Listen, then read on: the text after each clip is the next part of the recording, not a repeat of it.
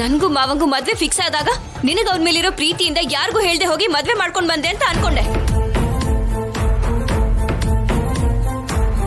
ನೀನ್ ಈ ಮನೆಗ್ ಬಂದಾಗ ನಮ್ಮಮ್ಮನ್ನ ನೀನ್ ಹಿಂದೆನೆ ಕವಚದ ಹಾಗೆ ಕರ್ಕೊಂಡ್ ಬಂದಿದ್ಯಾ ಅಂತ ಅನ್ಕೊಂಡೆ.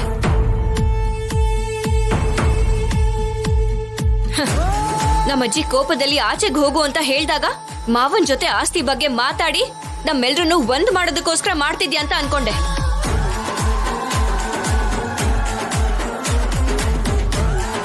ನೀನಿಷ್ಟೆಲ್ಲ ಮಾಡಿದ್ರು ನಿನ್ನ ನನ್ ಸ್ವಂತ ಅಕ್ಕ ಅಂತ ಅನ್ಕೊಂಡಿದ್ದೆ. ಸ್ವಂತ ತಂದೆ ರೀತಿ ನೋಡ್ಕೊಂಡಂತ ನಮ್ಮಪ್ಪನ್ನ ಯಾವಾಗ ಮನೆಯಿಂದ ಆಚೆ ಕಳ್ಸಿದ್ಯೋ ಅವಾಗ್ಲೇ ನಿನ್ನಲ್ಲಿರೋ ವಿಷಯ ಏನು ಅಂತ ನನಗೆ ಅರ್ಥ ಆಯ್ತು. ರಾಜಿ, ಆದ್ಯನ್ಗಂಥ ಯೋಚನೆಗಳು ಯಾವತ್ತೂ ಇರ್ಲಿಲ್ಲಮ್ಮ, ಇರೋದು ಇಲ್ಲ. ಅಮ್ಮ ಮಾತಾಡ್ಬೇಡ. ನೀನ್ ಯಾವಾಗ ಆದ್ಯನ್ ಜೊತೆ ಸೇರ್ಕೊಂಡು ಚಿಕ್ಕಮ್ಮನ್ನ ಪೆಟ್ಟಿಗೆನಲ್ಲಿ ಕೂಡ್ ಹಾಕಿ ಆಚೆ ಕಡೆ ಕಳ್ಸಿದ್ಯೋ ಆಗ್ಲೇ ಮಾತಾಡೋ ಹಕ್ಕನ್ನ ಕಳ್ಕೊಂಡ್ಬಿಟ್ಟೆ. ಅದಲ್ಲ ರಾಜಿ, ನೀನ್ ಏನ್ ಹೇಳ್ತಿದ್ಯಾ ಅಂತ ನಿನಗೆ ಅರ್ಥ ಆಗ್ತಿದ್ಯಾ? ಇನ್ನು ಯಾದ್ಯನ ಎಷ್ಟು ದಿನ ಅಂತ ನಂಬ್ತೀಯ ಅಮ್ಮ?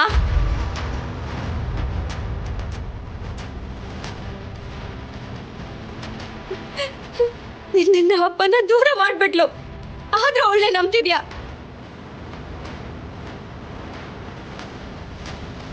ನಿನ್ನನ್ನು ಮೀಟ್ ಮಾಡದೇ ಇರೋ ಹಾಗೆ ಮಾಡಿದ್ಲು, ಆದ್ರೂ ನಂಬ್ತೀಯಾ?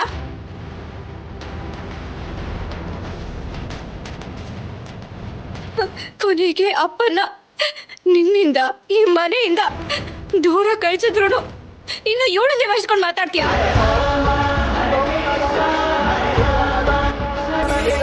ನಿನ್ ತಂಗಿ ಮೇಲಿರೋ ಕುರುಡು ಪ್ರೀತಿಯಿಂದ ಈ ಆದ್ಯನ ಕುರುಡಾಗಿ ನಂಬ್ಕೊಂಡು ಇವಳ ಮಾಯಲ್ಲಿ ಬಿದ್ದು ಹೋಗಿ ನೀನು ಅಪ್ಪನ್ ಕಳ್ಕೊಳ್ಳೋದಷ್ಟೇ ಅಲ್ಲ, ಇಡೀ ಕುಟುಂಬನೇ ದೂರ ಮಾಡ್ಕೊಂಡಿದ್ಯಾ.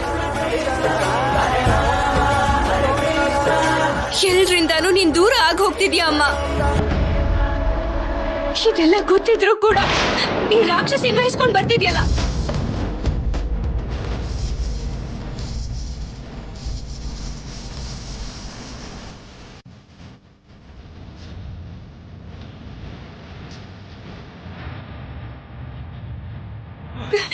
ಯಾವ್ದು ಇದ್ರೆ ಸಾಕ ನಿನ್ಗೆ?